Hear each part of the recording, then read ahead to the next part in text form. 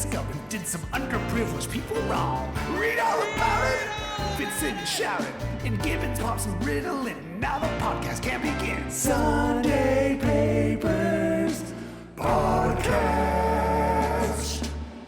Recording the Zoom, recording the Zoom recorder, the Zoom call. I have to hold my mic today. It's a travesty. All right. All right, we're gonna get through this. Oh, I don't know about that. Are you clapping us in? Yeah. You clap yourself in. I guess we both got to. 5, 4. You're frozen on my screen. Uh-oh. Really? Clap. 1, 2. There it is. Now I put my headset in. And do you want to scream so I can hear you from Florida? Hey now. Extra. There he goes. Read all about it. Oh, jeez. Sunday Papers. Coming here from the tip of Florida to the West Coast. Hey, Okay. happy Valentine's Day to you laddies. That's a mixed message right there. That didn't make sense. Was that racial? Mick? Did you say Mick? Yeah, it's a Mick message. It's a Mick message. Check. Levels are good, I think. I'm holding my mic. It's new for me. Mike Gibbons is in West Palm Beach, Florida. Or you're in Palm Beach, Florida. Yeah, please. West Palm's across. That's the bridge and tunnel, but no tunnel. It's just the bridge crowd. Right. It's and on one of the bridges, the south one, which is exactly the way I'm pointing, 1 mile, I think, is Mar-a-Lago. Trump's place that he bought from the Post family and fortune. And there are the crazy Trump supporters years. I mean, they're on year 6 now, I guess, or 5, like with their big Trump hats and their banners and their flags and everything on the bridge, honking like crazy every time you drive across it. wow. And what do you think? What do you think those people do for the rest of the day when they're done doing that? I don't know. Probably impersonate Mick Jagger and get in fights with cops. Oh, a little foreshadowing to our Florida man story. Little teaser. Here we go. Yeah. That's a good question. I mean, I'm trying to think of something funny. A lot of them have unsuccessful OnlyFans accounts. Hunting.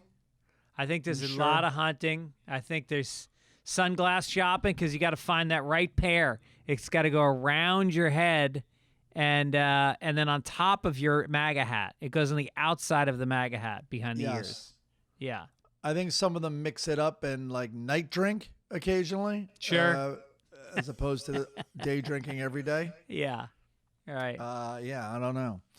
So what are you doing down there? What's going on in Florida?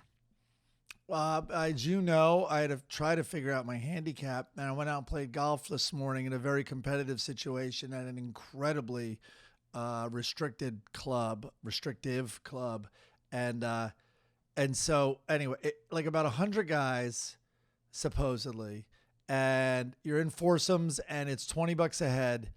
And I don't even know. I'm new. All this is new to me. I don't know how they keep score. I don't know a lot of what's going on. In our foursome, though, was Paris Hilton's godfather, and I think also uncle. And he was a character. He was great and cheated. And my dad told me he'll cheat and just to look the other way. But he's on our team. But what he would do is, like I'd putt. And you could see it coming up to the hole, and then you could see it was going to miss its mark. And he would just put its putter down and derail it in the hole. He's like, right in the back of the hole. Great job. And then he'd reach in and like throw me my ball back. Like whatever got our number down.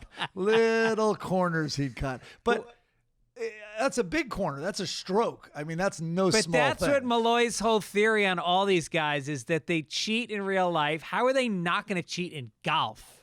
Yeah.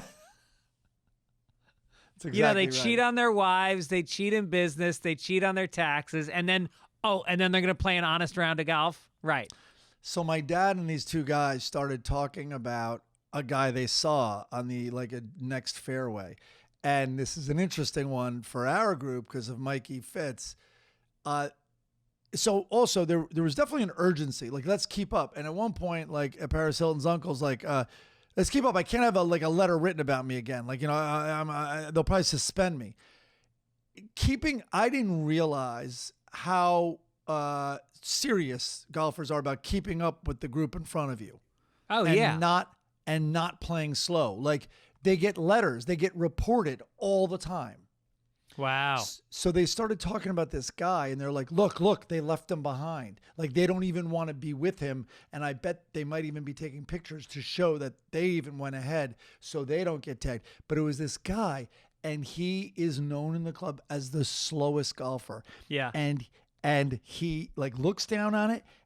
I am telling you, I looked over, and I thought he had a stroke or something. Like, he didn't move for, okay, I'm not going to exaggerate, 10 seconds. Yeah. Like, dead still. Not even let me move my stance, let me rock back and forth. And then it was at least 3 times that before he hit the ball. Then he would take a practice, all that. And so I say, and all of this is true, I go, they keep talking about him, and then we pass him on another thing, and I see him do it again. I'm like, no. I go, that guy actually should see a therapist. I go, that is that's a form of Tourette's, or that's a mental, the yips or whatever you guys call it. Yeah. I go, that's a real, there's a mental. He's like, oh, no. He has mental issues. And then my dad goes, he was a federal judge who's a Trump supporter. But my dad goes, oh, no. He has mental issues. He's a federal judge and he's a Trump supporter.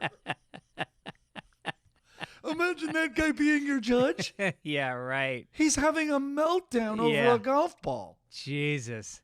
It's like Mikey Fitzgibbon. We play with a guy named Mikey Fitzgibbon, and he has tics, and he has OCD. Might be the nicest human being I've ever met. Coolest guy in the world. But man, is he slow. He's like Ed Norton on The Honeymooners. Hello, ball. Yes. And he tweaks his calves and his wrists and his head, and then he does a long exhale, and then he tightens everything. It just goes on forever. And when you're playing with him and somebody new, I just like to watch their faces as they adjust to the reality of playing with Mikey Fitzgibbon. Oddly, in his defense, what's going through his mind is, at what point is Gibbons going to scream at me? Oh, God. So there's that. So what happened? How was your flight out? Okay. So I had to connect. There's no nonstop here, right? Unless you want to fly into Fort Lauderdale. And I didn't need that circus and additional stuff over here. Anyway, connected in Dallas, Fort Worth. I'm getting on the plane in Dallas, Fort Worth, and the 2 flight attendants are there greeting us getting on the plane. And they look at me and they're like, ooh, 2 masks, right? Because I was double masked. Because I'm, if I get my dad COVID, there's a chance I kill him. So whatever, I'm wearing 2 masks. So, but meanwhile, I walk on and they're like, very patronizing. Oh, 2 masks. And I just stop and they're really sweet. And I go, well, here's the deal. I go, I'm boarding a plane from Texas to Florida. So I've read the room. and to their credit, they laughed pretty hard. But it's true. I am going from one insane asylum to the next. And everybody here in this plane, I don't think a single person in this plane, I think it's the first time they've worn a mask in a couple of weeks. Because federal law requires it. Right. There are no masks down here. You just don't see them. Yeah. Even the employees. But what's weird, and when you hear this from the anti-vaxxer squad, is that Florida's rate of death is the same as California's or lower. I don't know. There's a million ways to look at statistics. Also, they famously were cooking the books here, and they were caught. So I don't know. I'm just gonna take an I don't know on that. I can't believe that. I don't know if a lot of the old people who died here they labeled it another death, because it was at the end, and whatever. Some of those, I'm sure that's valid. By the way, when you died of AIDS, they didn't put down pneumonia. even though pneumonia is what came and took you out. You know what I mean? Right. So if you're on death's doorstep and then COVID comes and takes you out, that's a fair question. Speaking of AIDS, that's a terrible haircut. Where did you get that? Well, so to prepare for Florida, I got a haircut, and then unwittingly, I went to a dermatologist who burned some things off my face. Yeah. And I am like every single old guy here who either has Band-Aids or a ravaged face. Yeah. Oh, God. Yeah. It is amazing that old people retire to I Florida. like my haircut. All right. The sides are a little Gucci on the sides. Oh, sorry. There you go. I'm smelling some envy.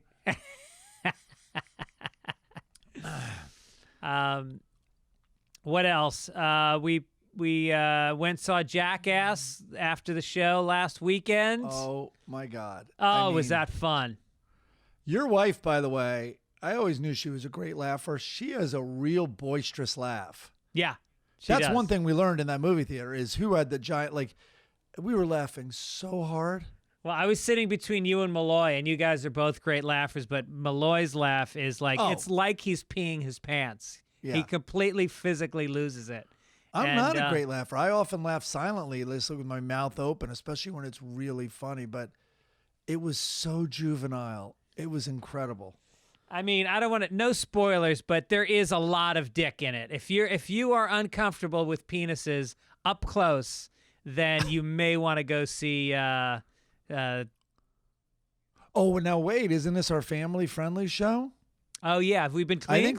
I think so far we've been clean. Yes. Okay, so we won't talk about Jackass too much, but Yeah. we highly recommend take as much edibles as you can stand. Yes. And then make plans to go with a big group of people, and then all go out afterwards. That's the key. Yeah, it's really, really funny, and oddly sweet at times. Anyway, it was great. And Owen just went and saw it. I talked to Owen yesterday. Him and his friend had a blast. They said it was amazing. It's all ages, it's all sexes, it's everything. Yep, absolutely. We want to thank Emmett Hall for this week's song. That was awesome. Great. I mean, really great. Gibbons makes the song. What can you say?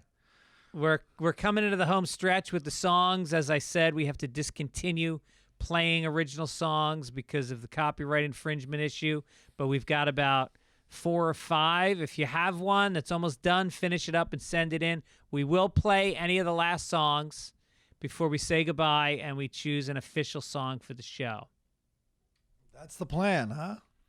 That's the plan. I meant to tell you. Then why do we meet 7 days a week? It doesn't make sense. And why do we have to do it in person? And why do we have to rent a conference room? That seems weird. Seems very odd, although I like the catering. The catering's great. Yeah. It's just, it's putting up all the decor, the Sunday Papers logos all over the walls. Yeah, the stenographer's odd touch, but you demanded it because you wanted to be protected. Also, the logo this week, I assume the Keith Corsetti logo is up. He sent us one, but he put the date stamped on it, and the date was last week. So I need him to take the date off it so we can use it. It's a good one. He wants us to redo last week. He wasn't happy with it. That's his subtle way of you guys need to redo. Corrections, as always, we may have erred slightly a couple of times. All right. This is from Felicia, or is it Felicia? I'm going to go with Felicia. Hi, Greg. Here's a minor correction for you guys. Prime Minister. My name's Felicia. Sorry, Felicia. Prime Minister Trudeau did not test positive for COVID in 2020, but his wife, Sophie Gregoire Trudeau, did. Prime Minister Felicia. Trudeau just recently tested positive, as did 2 of his children. You guys like to play a tad fast and loose with your Canadian content, eh? Well, so we kind of do it in every country, to be fair, with the facts. But yeah, Trudeau, I guess so. Hot. This is hi, Greg and Mike. Love the show. I'm not going to drag this out or berate you, Greg. Just wanted to say that Mauritius is pronounced Mauritius. Mauritius. I wonder about that. Is he just like? Is that a play on "Take It Eesh"? Mauritius. Maurice. Take it easy, Maurice. Take it Kurt. easiest. Take it easiest. Take it easiest. Kurt from Everett, Washington says, you mentioned the movie Walking Ned Divine and stated that Ned died, and the town folk were trying to figure out how to continue getting his pension check. Plot. Tula Moore has won the Irish National Lottery, and the people in town try to figure out who won the lottery of £7 million. They find out that Ned had won the lottery and had died while watching the drawing on TV. Then they set out to fool lottery officials that Ned is still alive to get his winnings. Great fucking movie. Never seen it, and that's an amazing premise. It's so beautifully shot. It's this quaint little Irish town. It's very beautiful. What was that movie? And the famous thing, not famous, the cool thing I remember from it is it had like one phone booth. And a guy was sent there for business, I believe, and he was a real outsider. And like I think I even saw it in film class in college. I'll try to get the name before someone will probably write it and tell me. I mean, it's like you just described, this really charming movie in like Scotland or one of the British Isles, and there's a little like he would go to the phone booth to call like corporate from it, and eventually I think he sided with the townspeople anyway. Oh, I know what you're talking about. Yeah, Small Change or Small. I Oh wow, can't that remember. just I came in remember my what you're head talking somehow. about. Yeah. Maybe Chris can look it up. Finally, just a minor correction on latest Sunday Papers podcast. The novel is Olive Kittredge by Elizabeth Strout. I think you were going to say Annie Proulx, but caught yourself. Great book, and congrats on 100 episodes, Don. Yes, nice, if you're Don. looking for a nice, beautiful novel, again, about a small town, Oliver Kittredge is amazing. Wow. All right. You like Speaking- a small town. Your favorite book is about a small town. Yeah, right. All right. No, Prayer but for Owen Me. I guess we should say a prayer for Prayer Owen for Meany. Owen Meany. But I also love Confederacy of Dunces, which is set in New Orleans. Not the smallest town, but I Not agree. the smallest town. You get in a lot of trouble in New Orleans. Speaking of good times and good cities, I will be coming to Lexington, Kentucky to What a play segue. comedy off-Broadway February 24th through 26th, and then Omaha, Nebraska, The Waiting Room, February 27th. St. Patty's Day, March 17th at the Hollywood Improv, Spokane on April 14th through 16th, New Orleans on April 21st, Lafayette, Louisiana, April 22nd, and then I believe I'm playing Baltimore. I just got an offer yesterday, but we're negotiating it right now, so we'll see whether or not they give me the kind of money I need to go to Baltimore. Oh, I thought the negotiation was, can you move it to D.C.? I love Baltimore. People rag on Baltimore. It's charming as shit, and it's got a very cool little alt downtown scene. Their little failed waterfront situation. Yeah, there. the waterfront failed. Yeah, and it's Yeah. also very Maybe, by the way, weird. maybe it's thriving now, like they claim Cleveland is. I don't know, but back in the day, it was a failure out of the gate. They don't stop at red lights and stop signs in Baltimore. I want to move there. Wait, that's and it's just understood. It's just understood. It's the craziest thing you've ever seen. If I'm driving behind someone, and I don't even have to be in a rush, I don't even have to be late, and I could be in a good mood. If you are going to come to a 100% stop at a stop sign, I want to smash into the back of your car. I pass them. And when people come to full stops, I pass them. Impossible. Yeah. Yeah. Oh, I have my block where my office is, Airport Way. yeah. It's got stop signs, probably 5 of them. And I have decided over time that one day I'm going to get a ticket for running those stop signs, and I will gladly pay the $200 or $300. And every day I run all 5 stop signs in both directions, full speed. I stopped at those stop signs for a little while because people warned me they had set up camp, and that was a income generator. They would ticket people. Not anymore. Right, I guess not. Nope. But you get a moving violation, your insurances will go up also. Hey, you take traffic school. Okay, you Mr. Know-It-All. All right. Okay. Then Baltimore should have you. And then I talked about possibly canceling my St. Patrick's Day to fly to New York and march with you, but I don't think I'm going to do it partly because I wasn't invited. And then also... you are of course. I think I did invite you. I said, come along. Maybe you did. But when I mentioned that, a guy named Norm, it's right out of the gate. How do you not love a guy named Norm? Every Norm I've ever known has been a fucking great guy. This email made me laugh out loud. He said, really? You thinking of canceling to go to a fucking parade? You know who likes parades? Nazis. Orange men and the gays. It's 2022. The Irish don't need a fucking parade. Enough with this tribal bullshit. P.S. I bought 6 tickets and 2 flights from Toronto to go to the first St. Patrick's Day show since 2019. As much as I like Gibbons' once a year stand-up gig, let's remember he also skipped 2019 to go march in a fucking parade. Enough already. Love the show. All right. In fairness, Norm didn't get the family-friendly memo, but I love that email. Right. He's right. Nazis, Orangemen, and the gays. You can't poke a hole in that. They do like parades.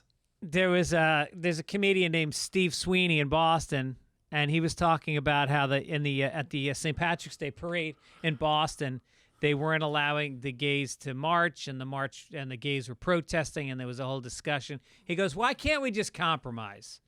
Can we just let them skip in the parade?" See, I like people who are always working on a solution. Oh, local hero. There it is. Yep. Wow. I don't know how I pulled that, if that's what I said. Okay. All right. What do we got? Then Dennis Gibbons, we solicited you, the listeners, to follow Dennis Gibbons on Instagram. The account is DGUBS. At the time, I think there was like 1,700. I think it might have been less, but anyway, yeah, go maybe ahead. it was 1,600, and we said we want to get them to 2,000. Well, right now, as it stands, there are 1,967. We came up 33 short.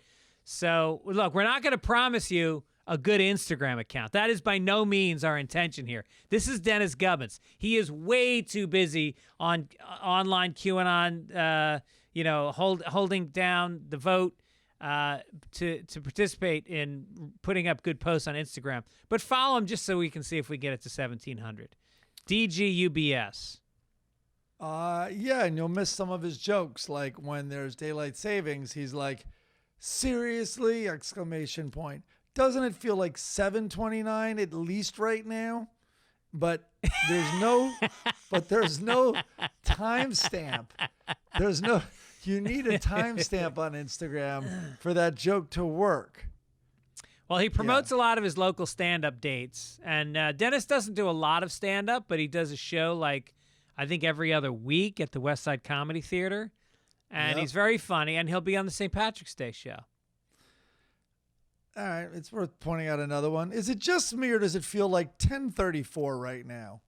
And by the way, I'm putting the emphasis in there so it sounds like a joke. It really just says, is it just me, or does it feel like 10:34 right now? He does have a good one. I don't know if I didn't see it on there, but just got my teeth cleaned. Who wants to make out? He puts that every 6 months. Yeah. Yeah. Hey, here's something that I love. Oh? Well, I love eggs. But I also sometimes I feel a little bit guilty, Mike. I'm not going to lie to you. The whole egg, pharmaceutical industry. Not pharmaceutical. The whole egg industry. Oh, boy. Slip. What do you know that we all don't? There's a lot of mega polluting going on because of the way they raise chickens and eggs. And there's another way to do it. But you want your protein. You want your deliciousness of eggs. And that's why Just Egg. It is a plant-based egg. It comes with batter, so you can make like scrambled eggs, or they got these delicious patties. They look exactly like what you would see on like an Egg McMuffin. And so you take them, and it's the most beautiful thing. When I'm hungry, I grab 2 of them, I throw them in the toaster oven, I put it on for about 8 minutes, and then I throw it on an English muffin with some cheese, and it is like amazingly good. They're great. I have them. They're great. Love them. Eating them. So you don't get the cholesterol. Forget the cholesterol. That's gone. And it makes really fluffy scrambles and easy egg sandwiches. And you're not getting the polyunsaturated fat, and you help save the planet the whole time. So it's the opposite of cholesterol. It had the cholesterol lowering polyunsaturated fat. Right yeah. Oh, I see. Right. Yeah. You're the one talking chemicals. Get with it, pal. So, show off the new cholesterol-free you by buying a bottle of Just Egg today and doing the planet a solid at the same time. Just Egg. Really good eggs. Okay. Now, front page, you got a newspaper? I don't, do you? Of course I do. Oh, man, I forgot to cancel my paper delivery. All right, what's happening? Oh! Extra! Extra! Read all about it! Extra! Didn't hear it, but I saw it. I wouldn't call it a new paper. Proposed legislation in Florida would restrict how teachers can discuss sexuality and gender in the classroom. Shh, I'm right here. The latest effort by Republican lawmakers to remove the teaching of LGBTQ issues from school. Supporters say the measures empower parents who deserve to have a say in what their children learn. But critics who've dubbed the proposal the Don't Say Gay bill argue that it would strip protections from LGBTQ cute kids. Oh, that sounds cute. And have a chilling effect on educators. So you can't discuss gay things. They're in Florida, so I guess you can't discuss flamingos, the Miami Dolphins uniforms, Mai Tais, men wearing flip-flops, the whole city of Miami, or haircut. Key West, your haircut. Adults who go to Disney World, don't talk about them. Manatees, very gay. Art Deco, forget about it. Yeah. Hawaiian shirts, nope. And do not play Jimmy Buffett music, and do not show a map of Florida because it looks like a penis. Good luck in Key West with this rule. Are they insane? Yeah, right. It's like the gayest place on planet Earth. I know. Oh, my goodness. There's the Castro section of San Francisco. There's Provincetown and Cape Cod. Mm-hmm. And there's Key West. Those are the 3 gayest places in the country. Oh, and I guess West Hollywood. West Hollywood's a big one. Yeah. Yeah, for sure. And then the West Village. You make it sound so right. You make it sound so negative with Don't Say Gay. They're fine. They're trying to encourage. They want to bring back fairy. They want to bring back fairies. That's what they want. So it's a positive thing. It's not negative. All right. Good luck with that, Florida. Oh man. Good list though. I like that list. Wait. So what are the gayest spots we've identified? P-Town. P-Town. Let's go in order. P-Town in the north, right? P-Town. Then you got the West Village. Yeah. Fire Island. Yeah. Which is kind of New York's P-Town. Then you got, I'm sure we're missing some. But West Hollywood, the Castro section of San Francisco. Key West. I Idaho. think New Orleans probably has a very gay neighborhood. Yeah. I mean, I know it has a gay population. But I don't know the city well enough to know what the specific neighborhood is. Miami, the gays got it going on. Yeah. Oh, yeah. St. Louis is actually all gay. I think it's all gay. Yeah, especially the podcast industry. Yeah. Right around the mid-coast, right around there. It's so funny we're still using gay as a criticism. It really isn't. Isn't it funny that is? Yeah, it is funny, though, that people still do that. Nice gay shirt. Well, yeah. What do you mean? Like a gay guy would wear it? Because gay guys have amazing taste in fashion, way better than mine. See, that's why I've moved it over to the... I just am going back to the easy criticism of someone by calling them a woman. Send your letters. An Iowa man has been sentenced to life in prison for running over a friend with his car following a fight over mayonnaise. The Des Moines Register reports Christopher Erlbacher was sentenced on Monday to a mandatory life sentence 2 months after he was convicted of first-degree murder in the killing of Caleb Soldberg. Couple German dudes here, huh? Jesus. I knew they weren't Jews. The two friends. Jews would run each other over if they were touching mayonnaise, like if they were forcing mayonnaise on the other guy. The two friends were eating and drinking at a bar when Erlbacher decided to put mayonnaise on Soldberg's food. Soldberg, who was not happy with the mayo being added, reacted by punching Erlbacher, leading to a fist fight between the two.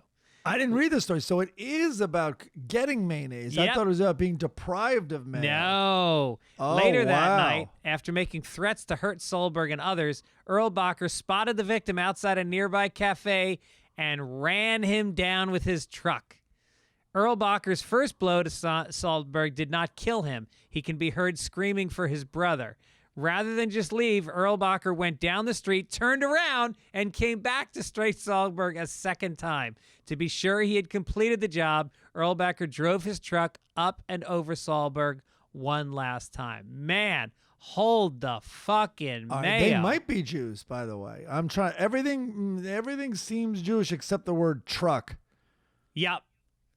But wait, is mayonnaise allowed on kosher food? I don't know, but I brought this up because the Jews in my family and stuff, like it was a thing, like no, and they would call it very goyish to have mayonnaise. They call it very waspy.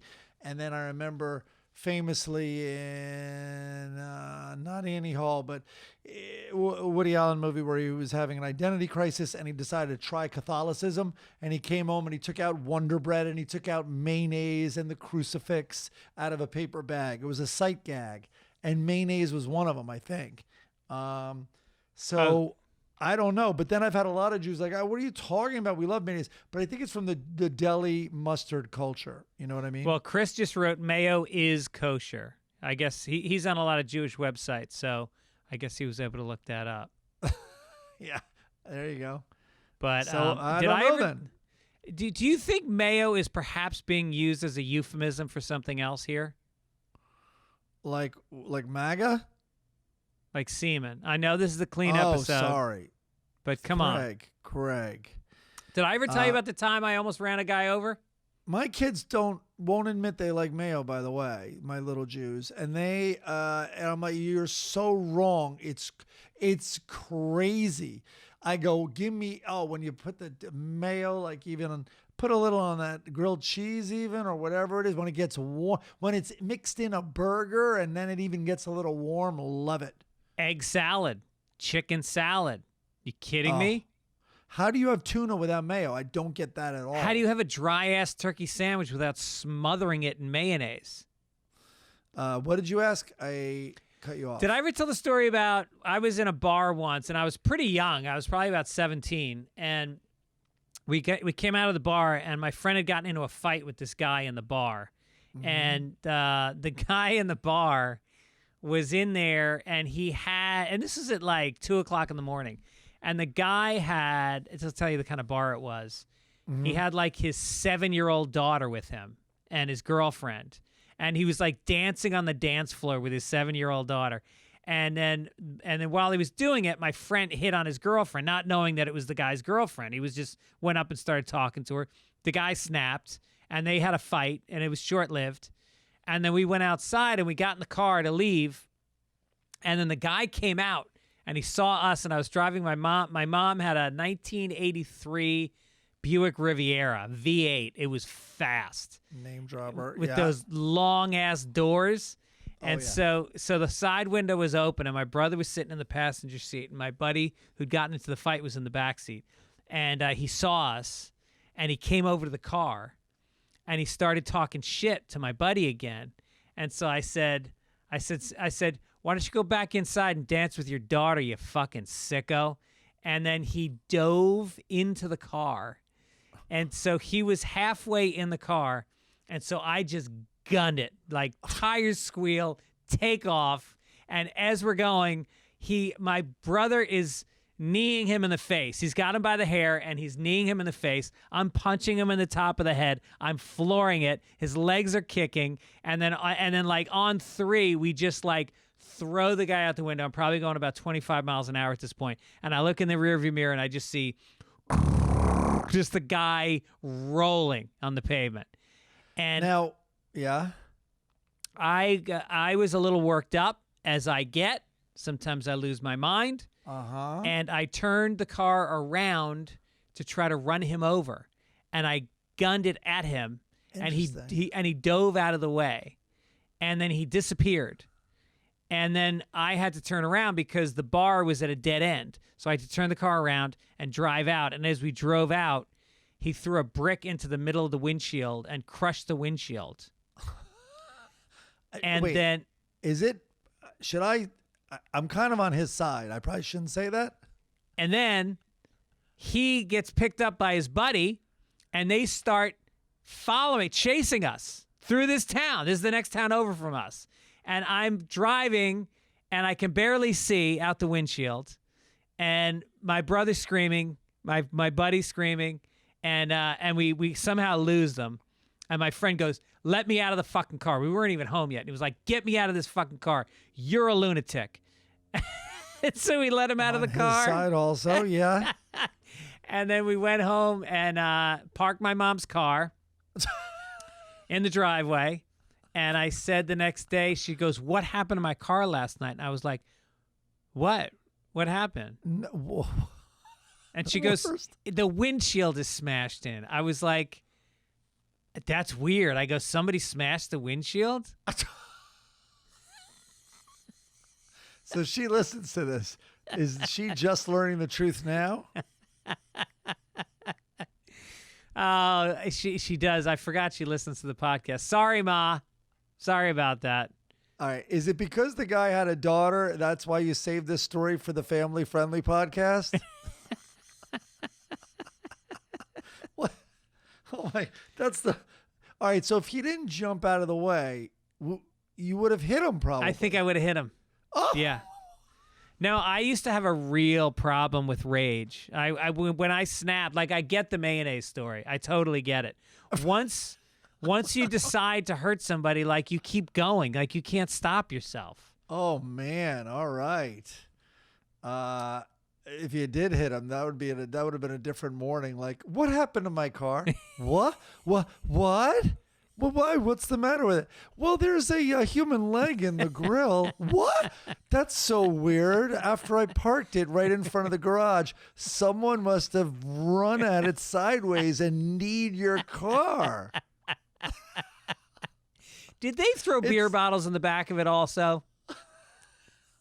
I don't know how they got the angle to get it so jammed in there and all bloody. Oh my goodness. That's insane. Yeah. Literally. It was nuts. The craziest thing is the guy that jumped out was the craziest guy I knew. I freaked him out. I took it as a badge of honor that I freaked him out. Not a warning sign. What? Not a, I should check myself. Oh, no. I felt really bad about it later. But at the time, I couldn't stop myself. I was unable to stop myself at the time. All right.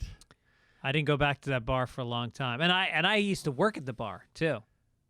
Now he's somehow coincidentally a listener of this podcast. He's going to come out and absolutely kill you. Oh, boy. There's a nun who was the principal of a Catholic elementary school in Torrance, which is in California. She was sentenced today to 12 months and 1 day in federal prison for stealing more than $835,000 in school funds to pay for personal expenses, including gambling trips. Now, you say we did this story. We did this story when she was caught. Okay. And now she has been sentenced. She has It's been amazing. sentenced. Yeah. 80 years old. And I guess she... look... You just can't be a great gambler, because anyone who gives up getting laid for life for the possibility to get eternal salvation, not a great gambler. Not great at crunching the numbers. I I don't have any jokes on this because, yeah, I saw it. I'm like, oh, we did that. And I thought maybe we'd lose it. But it is a nice update. But so, man, I mean, they should should have have got away known. with a lot, but she's 80. You know, I guess they factor that in. Yeah, you got to factor in percentage of life remaining. I mean, most Right. people live to be 87. So a year is a seventh of her life. And She'll be pretty safe in prison. I'm not even joking. Like, because she did nothing with the most shocking thing, which I said at the time, was that this is a member of the clergy in a courtroom who is not, you know what? We'll just say that for the family-friendly podcast. And so maybe she gets credit for that she didn't ruin a child's life. right. Well, hopefully there's not a bingo night in jail because she could get triggered. Nice. Let's go down. Let's do some entertainment. I like it.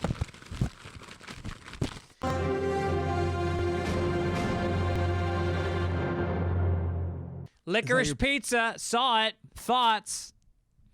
It's the worst pizza I've ever had. Really? Didn't like it. Well, listen, great characters. It reminds me, of Wes Anderson movies where, boy, you have some great characters here, and I kind of wish there was more story. Yeah, the story gets really lost, but I enjoyed the ride. I went for the ride. I thought there was some great scenes. I thought that Bradley Cooper was about as funny as I've ever seen him in my life. In a scene that could have been dropped in any movie. In any movie. Yeah. It meant nothing to this movie. I mean, it was an adventure along the way. Yeah, it was on a little their night. Yeah, it was a little. And then the other one side note. also, he got another big talent. Who did he get? That did the motorcycle stunt. Right? Oh, yeah, Sean Penn. Sean Penn. Right. Yeah, look, it's Paul Thomas Anderson. He can get these people. He's a big deal. Here's the great thing is I try to not know anything about a movie before I watch it. So we got it as a screener, and I just popped it in.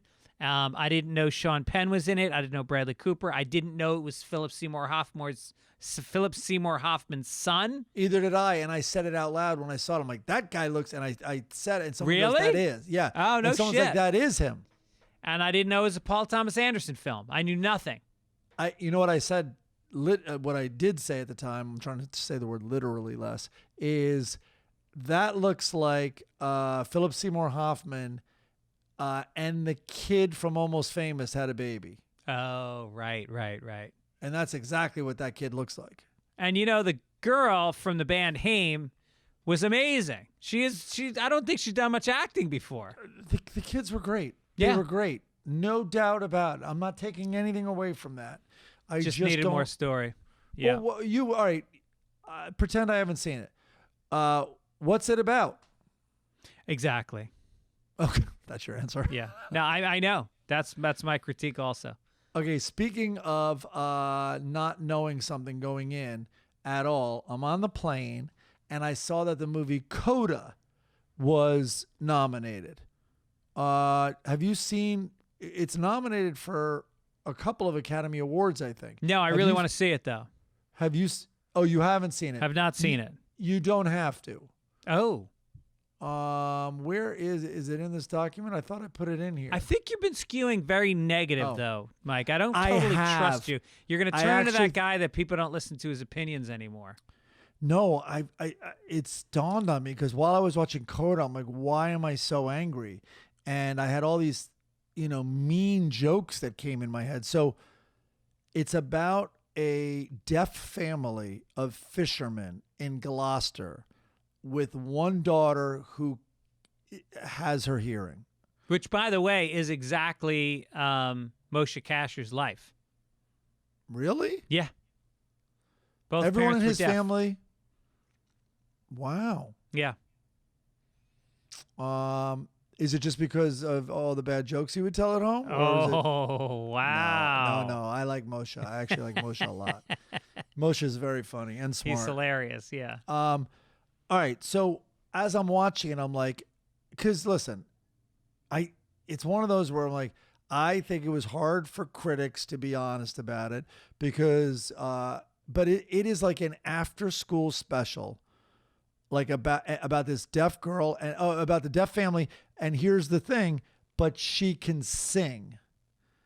And anyway, most of the characters in the movie use sign language, and you could still see the Boston accent, Greg. It was terrible. It was Because they're so giving ugly. the finger. Every third hand It gesture was is the finger. so ugly. No, but it did make me think, because you and I both, it's like, said it in Boston. Don't worry about the Boston accent. Don't do it. Just don't do it. Yeah. Just have a movie Because in Boston. if you know Boston, you know that there's about 6 distinct accents throughout the city. And invariably, you're going to have people doing different accents from different neighborhoods at each other. Yeah. How do you like damn apples? Whatever. Like, but it's like, just don't do, and he's from there. Don't do the accent. And it did occur to me it was Deaf Will Hunting, because there was a scene, where the brother is like, get out of here. Like, I'll kill you if you stay. Like, you have to go up to Berkeley and sing. We're fishermen. You're better than that. Get out. But he's screaming at her with his hands. Yeah. And but it's the same exact scene. It's a blue collar. Please rise above this, just like at a Goodwill Hunting. Yeah. All right. Yeah. Well, I'm still going to watch it. All right. I mean, by the end, I stuck. How about this? Talk about positivity. I stayed with it, till the ending, and the ending wasn't so bad. It wasn't like a big thing. I'm not spoiling anything, but listen, it's like I said, it's an after school special. It's feel good. Ellen, speaking of feel good, All right. she's in the news. Long before Chriselle Strauss sold luxury homes on Netflix's Selling Sunset, she was lined up to become the season 4 Bachelorette. In her memoir, she writes that ABC had prepared to announce her as the season 4 lead. Like, she was locked; they were about to announce it. And so she had been in The Bachelor, and she had gotten denied. She didn't get the rose. And then Deanna Pappas went on Ellen. This other woman. I'm sorry, I jumped ahead. The news was set to follow a dramatic 11th Ellen season of throws The you Bachelor. off your game. I know what it's like. I know. During which Brad Womack decided against giving a rose to either of his finalists, Deanna Pappas or Jenny Kraft. Deanna Pappas then went on Ellen and talked about getting rejected by Brad, and Ellen declared that Deanna should be the next Bachelorette. Fans rallied around. The network listened. Ellen called the president of the network and said, you have to make her the new Bachelorette, and she got it. And so she fucked this lady out of being the Bachelorette. Ellen DeGeneres, killing dreams since about 2000. She's did you know she's also responsible for getting Vin Diesel on Fast and the Furious? She made a call. Imagine the president. So, like, you're the president. You're like, so that's why you called? Yeah, because I think this, and make it so. Yeah. It's like, what? Even though no, I'm on NBC. You're ABC? Yeah. Doesn't matter. I'm Ellen. On Monday, she's like, listen, the Bengals should have won. Can you? I think there should be a redo. Yeah. I like the Bengals uniforms better. They should win. Hey, we should see if she can get Gibbons on as the next Bachelor. But I bet she, well, not if she hears this podcast. Can you imagine? You just blew it. Can you imagine Dennis Gibbons as the Bachelor and watching women have to pretend that they want to marry him? But it would be such a new twist on it where all the women are begging not to get a rose.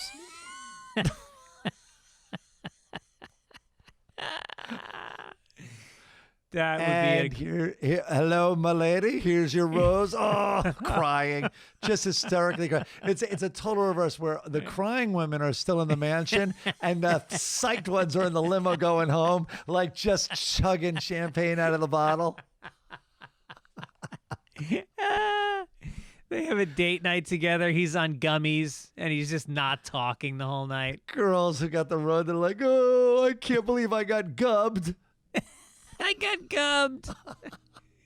We were supposed to take a hike and have a picnic, and he's playing golf again. Yeah, it was not a while. It was not. It was our date. It was the worst. He played online games all night. He had a headset. He was playing some war game. This story you like, so why don't you read it about the Oregon man? Oregon man. Oregon man. He's okay. Oregon man. I just read this story and it made me laugh. He's preparing to shoot a bear. The headline was Oregon man preparing to shoot a bear accidentally kills his brother, then takes his own life. Sorry. Anyway, the unidentified man. Something is fishy about this story, by the way. Oh yeah, this one's gonna be a part. This is gonna be 3 parts to this story. Because why did he call 911? So here it is, 911. The unidentified man called 911 just before 7 a.m. on Tuesday and told dispatchers he had, quote, accidentally shot his brother while loading a gun because there was a bear on the property. The deputies responded to the residents in Sunny Valley and found a man dead from a gunshot wound. While checking the rest of the home, they found a second man dead. That man had died of a self-inflicted gunshot wound. One of the reasons I laughed was, can you imagine the bear checking all this out? Like, he must have gone to his buddies like, guys, we have been afraid of hunters for no reason at all. Like, when we see a guy with a gun, we should just watch what happens because it's crazy. Right. I know. I know we've been arguing for gun control, but in this case, I think we're fine. No, I'm not. How can I make it up? He shot his brother, and then he shot himself while they were all looking at me. Right? No, not aiming at me, looking at me, and shooting themselves. But there is something like, all right, why call 911? I guess he didn't realize he couldn't live anymore till he put the phone down. Like, maybe I guess he called 911 when he still. I guess the explanation is he called 911 when he thought his brother still had a chance, or wasn't confirmed dead. Yeah. Well, it's a feel-good story. Let's do some Florida man. Let's do it.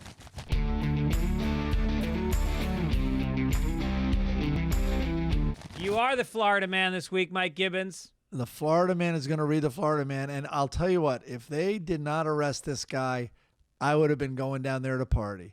Drunk Mick Jagger imposters storm stage and picks fights in Florida. A man who claimed to be Mick Jagger was arrested after a drunken romp in several Florida bars where he picked several fights and charged into a cop. Eugene Bingham, who's 59 years old, much younger than Jagger, but I bet he's not as fit, was allegedly kicked out of the bar Yabba's in Naples 3 times on Monday before he jumped on stage. So he was kicked out 3 times. He's back in a 4th time, jumped on stage while the band was performing. He charged into an officer, but ended up on the ground. The faux Rolling Stones frontman allegedly told the cop, "Don't F with me. Leave me the F alone." And then he puked in the back of the police car after the arrest. First of all, I want to see the Yabba's doorman. How does the Yabba's doorman not keep a 59-year-old guy out of the club 4 times? Easy answer. He moves like Jagger, Gregory. He moves like Jagger. You can't pin that guy down. He pukes like Jagger. Oh my God. I want to see. They didn't have a picture. I need to see Eugene. I need to see this 59-year-old drunken. I mean, wait. Oh my God. We have to look it up. Maybe Chris can find. There has to be a mugshot. He was arrested. Yeah. Get us a mugshot, Chris. Oh, I want to see him. That would be perfect. All right, let's go to international. You got it.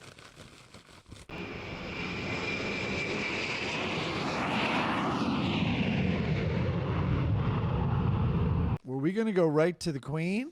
Let's go to the Queen. Queen Elizabeth. Here it comes. You ready?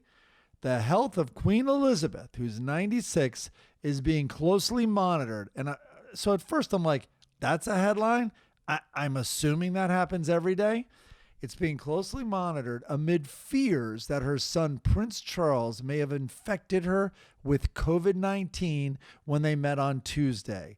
The Daily Mail says she will be tested for several days, even though the palace would not say if she tested positive. So I guess there's a thing where they're being a little sort of playing it close to the vest, and they're not telling it. Prince Charles tested positive for COVID on Thursday during a routine screening and is not believed to have been feeling seriously unwell. He met with his mother Tuesday at the palace after conducting an investiture. What the hell's that? For a British chef who suffers from blah, blah, blah, blah, blah.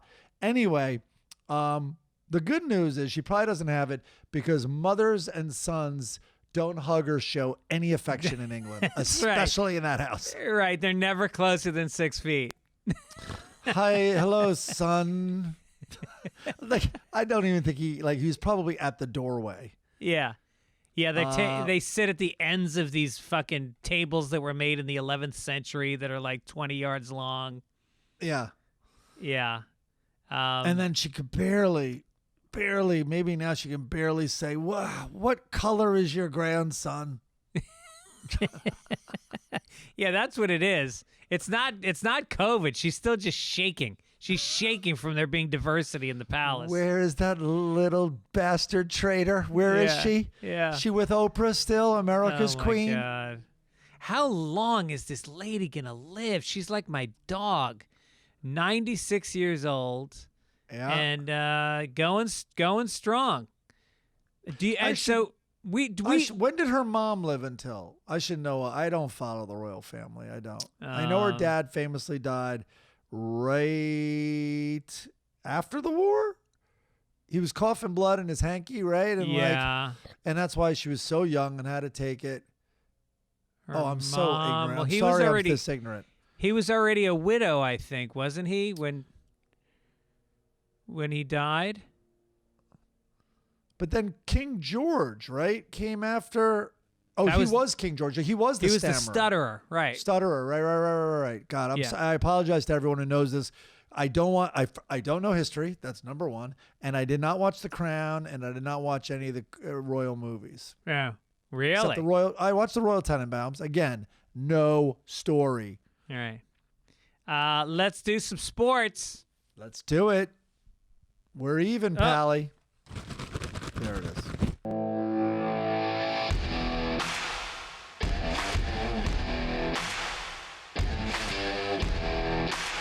Today's the big day. Super Bowl XVICXV. You got it. I don't know what number of Super Bowl is this? I'm gonna say 60. 62. I'm not seeing them in front of me. I don't know the number. I have no idea how many it is. I but don't watch the royal family, and I don't follow sports. It is in the second time in history that a game has been played in the home city of one of the teams. And the last time it happened was last year when Tampa Bay won in Tampa Bay. I would have guessed it was Miami, something like that. I would have guessed. I would have forgotten. It was Florida, but I would have maybe said the Dolphins at one point did it. But okay. No, this is it. This is a big deal. All right. It's our city. I know a couple people that are going to the game. I'd rather watch it at home. The stadium famously, all right, so I was a Rams season ticket holder for 2 seasons when it was at the absolute dump, the Coliseum at USC. And I'm telling you, you would go to the restroom there, right? And in a typical scenario where you're like, something happened because the whole stadium screams. And the stadium was rollicking and cheering like crazy. And I come back and the Eagles had scored a touchdown. Oh, right. So L.A., and you've seen it also. Oh my God! On the rare occasion that the Yankees come in, like one of those games where they cross division. Anyway, they play the Dodgers. It's 70% Yankee fans. Yeah, when the Rams played the 49ers a couple of weeks ago, it was all 49ers fans. They were making so much noise that Stafford had to he had to call the calls with his foot. I think they will get more home people there, but so I just want to root against the Rams, not because I don't like them. I don't think there's any soul there. It's like everyone's first year. Like there's not like come on. And I love when Los Angeles is sad and upset. So that's my take on it. Wow, yeah. What a bummer you are. I'm excited by today. I love Stafford, Odell Beckham Jr., Aaron Donald. There's so many exciting young players. There's some of the greatest players. Cooper Kupp. I mean, this is you're looking at the beginning of a dynasty. This could be the next New England Patriots. What do you mean? I don't even think they're gonna have. I don't even think they're gonna make the playoffs next year. By the way, it's Super Bowl 56. It's LVI. Why will they not make the playoffs next year? That's an easy one. I would have gotten that if I saw those letters.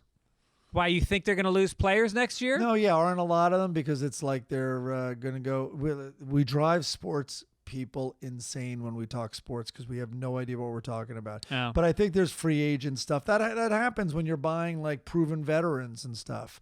You get them for a year at a time or something. But that Cooper Kupp, boy, he gets things done. Gets it done. Clutch. And he's not elegant. He doesn't have any style. He's just like a Gronkowski kind of guy. He just runs, catches, and then fights for more yards after he gets the ball. He's amazing. Fast, he is strong. Amazing.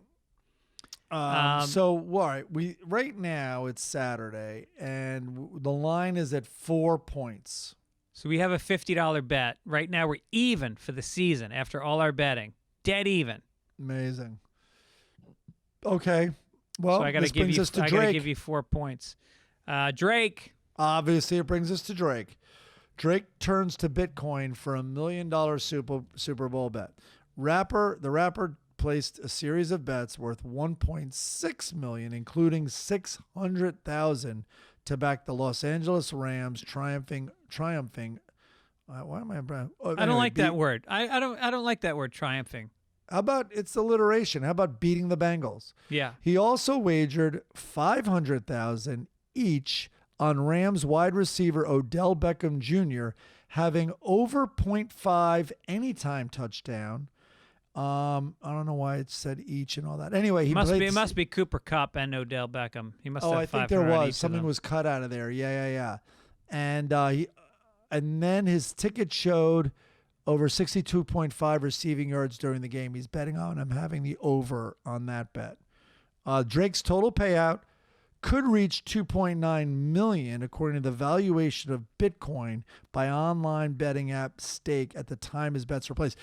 So that's the thing. First of all, listen, Bitcoin is a bet no matter when you buy it or exchange it. So who knows what it'll be worth? It could drop 50% the morning of the Super Bowl. I think it had a crazy week, didn't it? I think it was up and down. The stock market had a crazy week. But that's kind of crazy to start betting like that if you're Drake, because, you know, the guy's worth a lot of money, but you can lose it. You can lose it all. It's happened to a lot of famous people before. Gambling will fucking destroy your... I mean, who are some famous people that were rich and lost it all gambling? Lawrence Taylor? I think he lost a bunch. Oh, a lot of athletes do, for sure. Yeah, Michael Jordan probably lost a lot. Pete Rose made money. Yeah, stick with that guy. He lost everything else, though. Right. So most of the reason I'm betting against the Rams is because I like betting against Drake. Right. You can't hit me for that one. I think most people like are on my Drake. side. Yeah, people don't like Drake. It will be so great because now all I'm going to be thinking about is Drake. And I hope, this is what I hope. I hope the Bengals win and that Bitcoin skyrockets while they're winning. And that Odell Beckham Jr. gets 61 yards. So he loses even more, I think, unless they locked in these rates. I have no idea how it works. Yeah, you want him to lose and Bitcoin to go up. Yeah, that's my double. Right, that's my right. trifecta. That's my parlay, as they say. That's Here's my parlay. Here's a story I thought you'd like. Dennis Rodman's daughter, Trinity Rodman, had her first 4 years plans. Has her next 4 years planned. Jesus. Okay. She's going to Korea. The 19-year-old prodigy turned pro over a year ago without any college soccer experience, and now has what has been reported the richest deal in women's soccer history. According to the Post, she has a 4-year contract with the American Spirit that is worth more than $1.1 million. You mean Drake's bet on a game. Her 4-year contract is worth Drake's bet on a game. Yeah, right. And she's the highest paid person in the league. You know, I don't it's know. funny. Yeah, go ahead. I mean, are people tuning in is the question. Is she going to earn that money? Are they going to justify that paycheck? I know. I guess they're trying to drum up a story. What fascinated me, though, about it, looking at the article now, is, you know, she's this prodigy. There is something there. Like, that Rodman was that good at rebounding was extraordinary. He wasn't the biggest guy out there. He had this sixth sense. Right. He knew he could read which side the ball would go to, and then it was just sheer, like, grit, because obviously he's incredibly strong, but it takes a lot more than that to be the level of rebounding he was at. It's way more than strength. There's a bunch of stuff going on. He did train apparently harder than anybody else on the Bulls, and even during games when he was not on the floor, he was on an exercise bike. I do know that. I do. Yeah. And the tenacity and all that, and the fight. He had a tremendous amount of fight in him, but still, there's an X factor, and I guess that's what she has. Right. All right. And it is worth almost $260,000 a year. Do we want to do the? Let's do this day in history.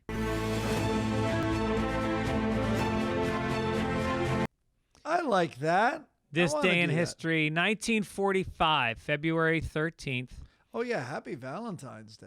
Happy Valentine's Day. Do you have a Valentine? Do you have a date for Valentine's Day? Yes. Very My good. dad. Oh, that's sweet. Isn't that nice? I'm going to take my wife out. You're going to accuse me, just like he was the best man at my wedding, and you're going to accuse me of copping out. That's what you did at the time. That's right. A series of Allied firebombing raids begins against the German city of Dresden, reducing the, quote, Florence of the Elbe to rubble and flames, killing roughly 25,000 people. Despite the horrendous scale of destruction, it has arguably accomplished little strategically since the Germans were already on the verge of surrender. Among the conclusions reached at the February 1945 Yalta Conference of the Allied Powers was the resolution that the Allies would engage in concerted strategic bombing raids against German cities known for war production and manufacturing in an effort to bring the Nazi war machine to a crashing halt.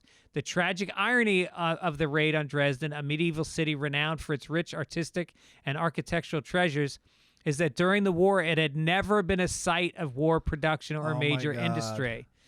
Both Allies and Germans alike have argued over the real purpose of the firebombing. The ostensible official rationale was that Dresden was a major communications center and bombing it would hamper the German ability to convey messages to its army.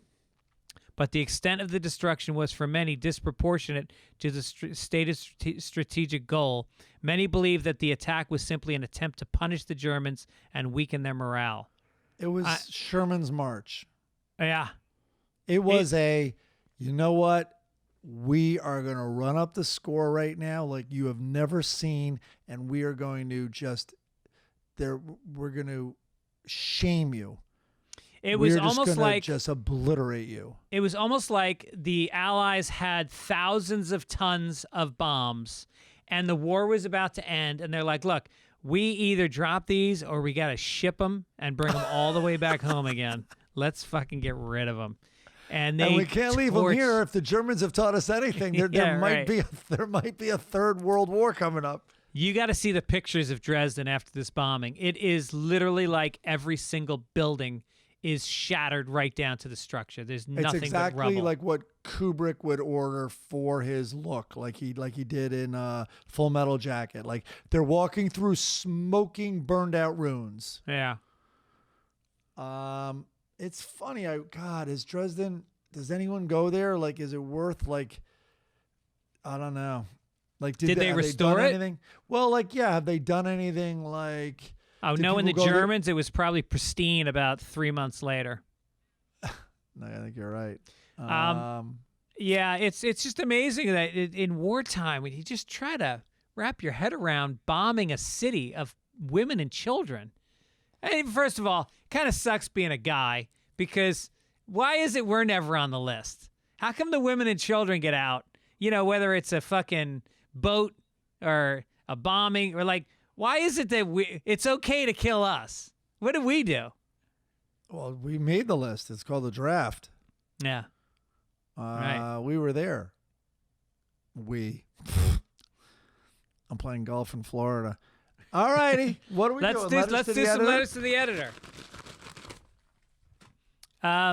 This is from Ian. Regarding the potential passing of Queen Elizabeth, what's the deal with Elizabeth being the current face on Australian and Canadian state currency? If and when she passes, will they have a new living person on their money? If so, who? I think Sir Elton John. They already went with a queen. You think you're going with two queens in a row? I think Meghan Markle. Yeah, that would be hilarious. She's earned it. She paid her dues. She was so tough and lasted so long. Right. Of course. I think she deserves it.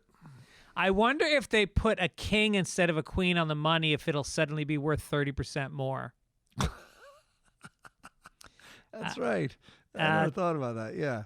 So Tim Keefe wrote in to add to your conversation about Gordon Lightfoot, which, by the way, I went down a fucking rabbit hole yesterday of Gordon Lightfoot.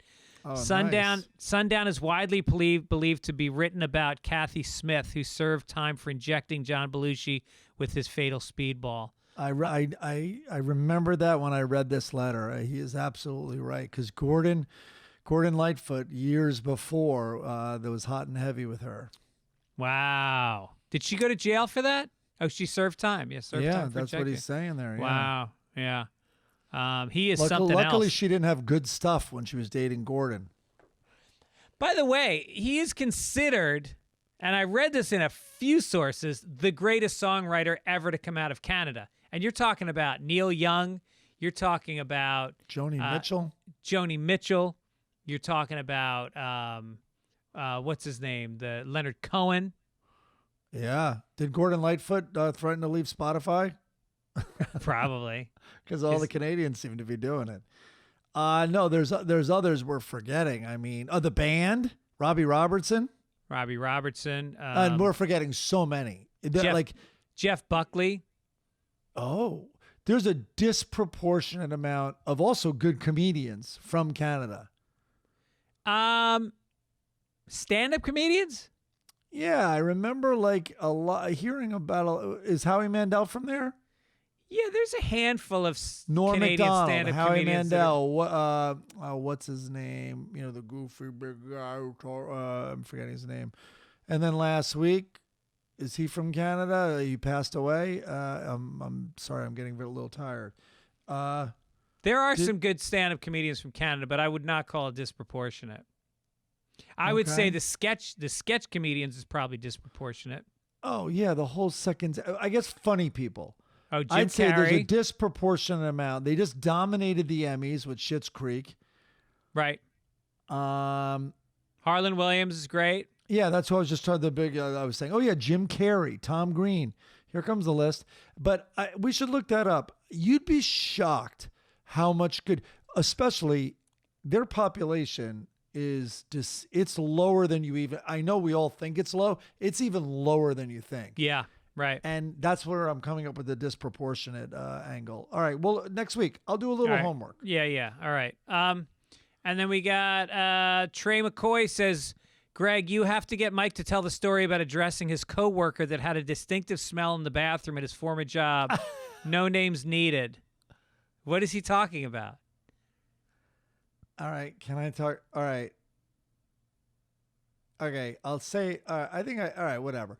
So this was stand-up Uno. So it was a guy, and it's a typical, I think a lot of people who work in an office can relate to this. There was a guy who had a smell. He smelled like ass. I'm just going to put it that way. Family friendly. That's a fine word.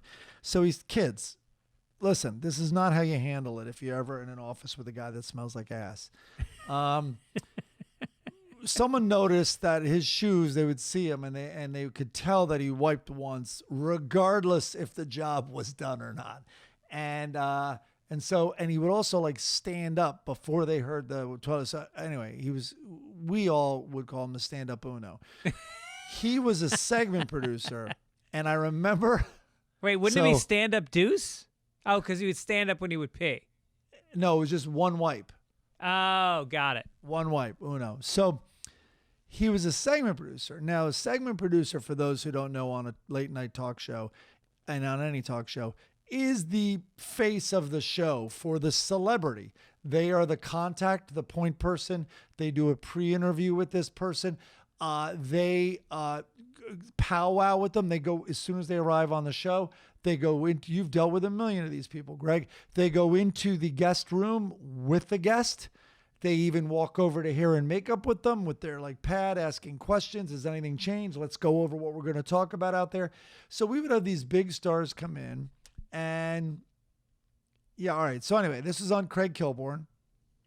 And all of a sudden, during a commercial break, the segment producer comes over and works with and all of a sudden Kilborn's like, what smells like shit? And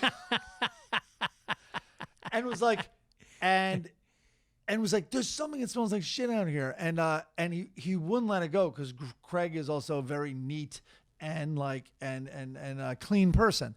And he's just like, and so all of a sudden, like the booth, hears what's going on in the commercial break. And so we're like, oh my God, look who's out there. And that's the cause of this. And so no one, like we couldn't tell him during the break that it's our segment producer who Craig was actually kind of fond of actually.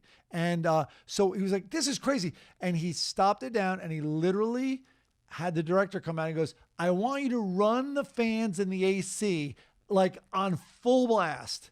And the guest is sitting there. Meanwhile, the guest has smelled this, I think, for the last 2 hours and runs it. And you can't say who the guest is? I forgot who the guest was, actually. And so anyway, but it was someone that I think Craig was putting on a little show. Like Craig in his mind must have been like, if I'm smelling it this pungent, this guy definitely has, and he thinks our show smells like shit. Yeah. So I've got to put on, but I think that maybe was part of the motivation, but part of it was just like, it smells like shit out here. And so it was this big thing. And then the next day, I guess, Craig just demanded it. I think he saw us laughing and he's like, it wasn't just me. It smelled like shit. And so I couldn't keep a straight face. And then eventually we cracked. And I'm like, no comment. And finally he got it out of another employee. And there was a meeting and it was a rule. The segment producer had to wear cologne from then on. No. He said by name, he said you have to wear cologne? A meeting was had. How many people were in the meeting? The whole staff knew about the issue, knew about it being addressed. And then I think the person might have said like, note taken. I'm sorry, note taken. And it was not enough. Kilborn demanded cologne. Whoa. Yeah. That almost makes it worse. Cologne mixed with the smell. I think it was maybe just a constant reminder, like as you're spritzing, you're like, oh, did I wipe my ass more than once? Yeah. Wow. Yeah. Unbelievable. I can't believe I never heard that story. No, I didn't tell it. Like Kilborn's hysterical. I mean, he really Do I know the segment producer? I don't think you do. And I can't say more than that. I don't know. I don't think you do. Okay. I don't think you do. None of the obituaries caught my eye this week, so we're not going to do an obituary. Lucky week. I'm wrong. I said every week there's going to be more than 3 people beginning very soon. It was a light By the week, way, although I'm sure we're missing someone. Well, the Queen. Maybe the Queen just kicked it. Well, we did get news that Bob Saget died of a blunt force contusion to his head. Do you know anything about this? No, and I was out at the clubs last night talking to some people that were very close to Bob, and they said that, all they can imagine is that, he checked in with his wife, he, tweeted out that he had a good show, and then he was in the bathroom or something, and he slipped and fell and hurt his head.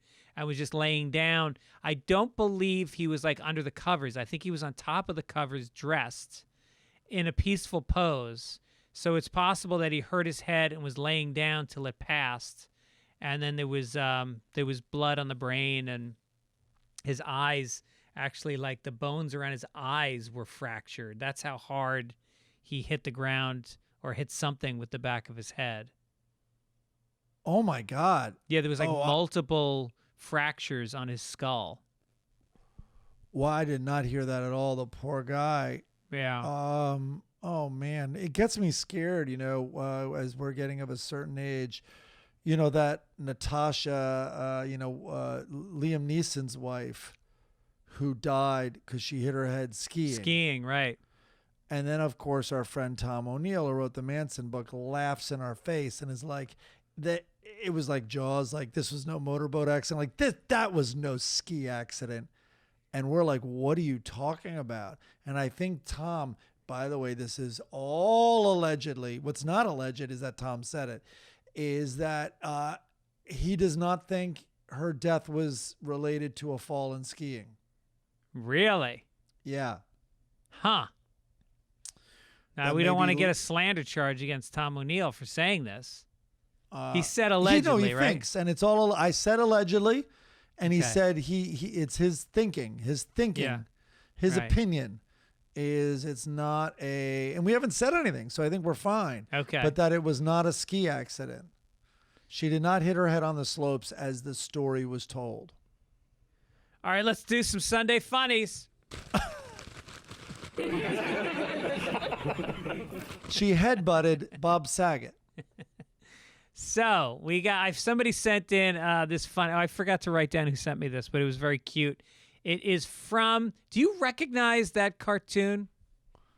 I recognize that little guy. I recognize that guy, but I can't remember what cartoon it's from. Yeah. Is it Nancy and Sluggo? I think it might be Sluggo. Then I don't know what that is. So it's this boy walking down the street. He's got on like a little Irish snoozy cap, and he's eating an ice cream cone, and he's got on a blazer. That's how kids dress. This is like a 1940s cartoon. Yeah, it's old looking. And the kid says, I always eat my cones too fast. I'll go over to my favorite spot. And he walks over to a fence that has 2 holes in it. And he puts his arm through. He's got his arm through the hole with the cone on the other side. And there's a smaller hole that he's sticking his tongue through to lick the cone. It's the clean episode. We're not going to touch it. But if you're not watching our show on YouTube, you're missing out on all the good stuff. He's having a Glory ice cream. I know where to take my ice cream and eat it slower. Where that guy who lives alone on our street showed me where there's that hole in the fence. Yeah, that hole in the fence where sometimes there's a sausage. Somebody leaves, I guess for a dog or something, they leave a sausage. Yeah, Boo Radley showed me this hole in the fence, and that's where I go to now eat my ice cream. And it's a little similar, quite honestly. All right, let's go to the Lockhorns. I use my tongue, and it eventually melts. Loretta is watching TV, and it has the logo for Grease on it. Yeah, and it Leroy goes, another one of your cooking shows?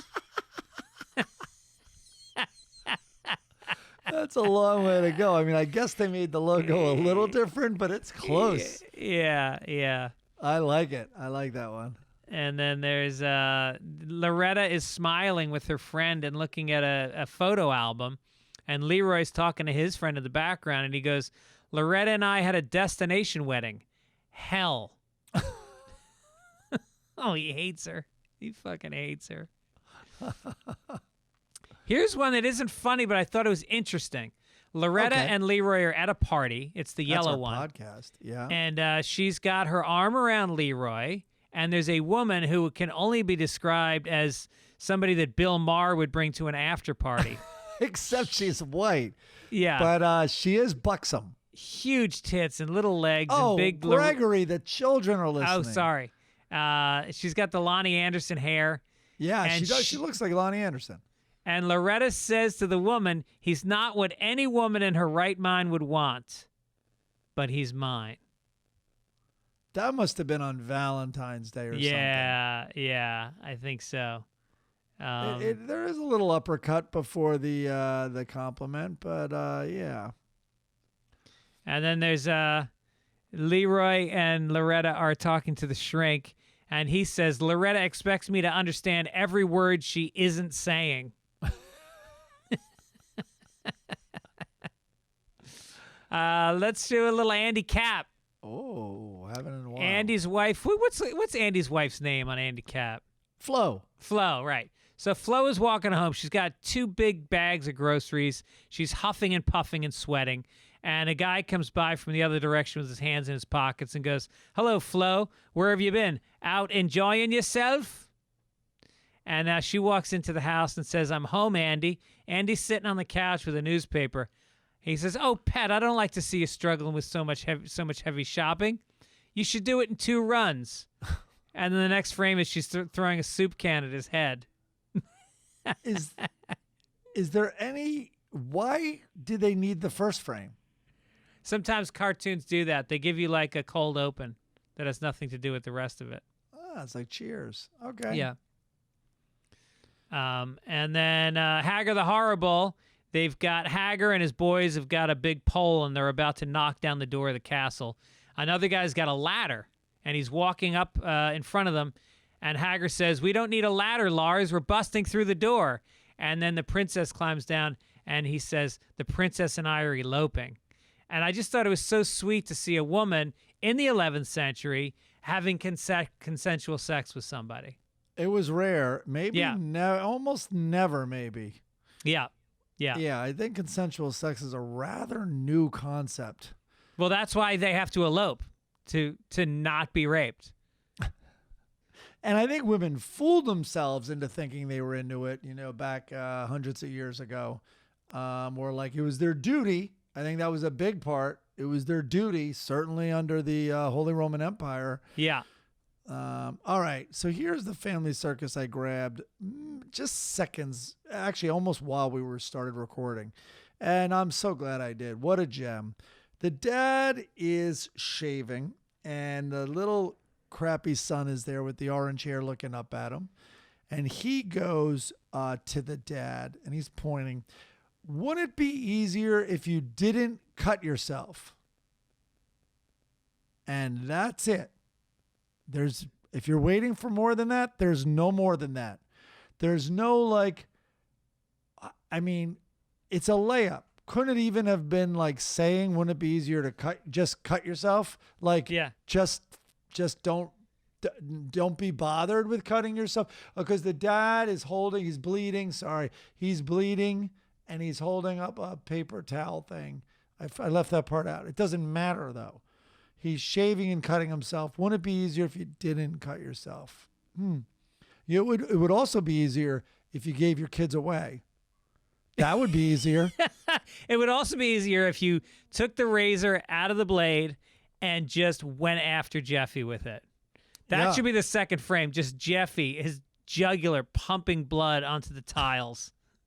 The family episode. Despite how it sounds, it would be easier if I grabbed the back of your head and put it in the sink and then let it up. That would also be easier. All right, now we got Blondie. Dagwood is talking to his son, and the son says, "Dad, what's Mom's first?" I thought this was very meta. "Dad, what's Mom's real first name?" And Dagwood says, "Blondie." And the son says, "Come on. It must be Betty or Julie or Kate or something. Nobody would name their child Blondie." That night, in bed, Dagwood wearing fucking donut pajamas, and Blondie, who's reading a book, who's trying to better herself. And he says, "What's your real first name?" Blondie goes, without looking up from the book, "What's yours?" Whoa. I don't get it, but... Whoa.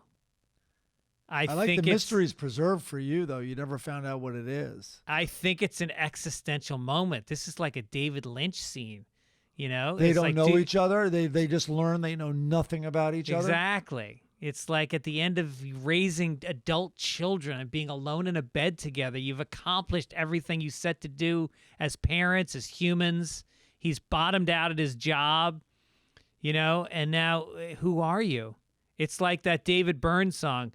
You're not my this is not my beautiful house. This is not my beautiful wife. Yeah. And I assume the kid's adopted because we've never seen them touch each other. Is that the sitch? Oh my God. If I was married to Blondie, she would be pregnant. I would have her abort because I would want to get back in there fast. She would not bring kids to fruition in my house. It would be a rule. I'd like to ding you for going there during a family show, but right. Okay. I made it almost to the end. I did just advocate the father smashing the kid's face into a sink full of water and drowning him. We stayed clean all the way up to the cartoons, and then we let's face it, then no we lost kid would have made it. No kids listening to this, and no kid made it this far. All right, well, listen, Mike, enjoy the rest of your time in Florida. Happy Super Bowl Sunday, everybody. Happy Super Bowl Sunday. Everybody enjoy the game. I hope the Rams win. I really believe they're going to win. It's not going to be a blowout. It's going to be a close game. I can easily see it going into overtime. All the playoff games were determined by fucking field goals. It's going to be tight. Cincinnati wins by 8 points. Rams win by 5.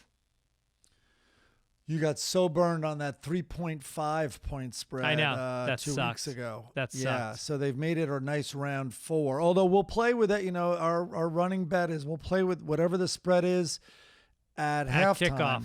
No, kickoff. A kickoff, I mean. Halftime. That's funny. No, whatever it is, a kickoff. So we'll see. I'm wondering if more people think the Rams are going to win. That'll move the line. Yeah. Again, I have no idea what I'm talking about, but that's how I see the world.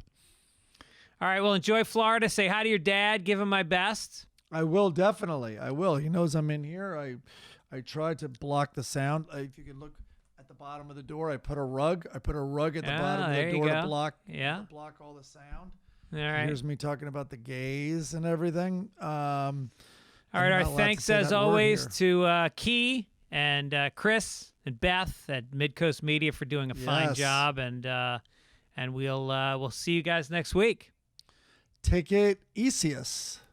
Take it easiest. Take it easiest. Bye-bye. Take a dig. Another week has come and gone, and Dennis Gibbons did some underprivileged people wrong. Read all about it. Fitzsimmons shouted, and Gibbons popped some Ritalin. Now the podcast can begin. Sunday Papers Podcast.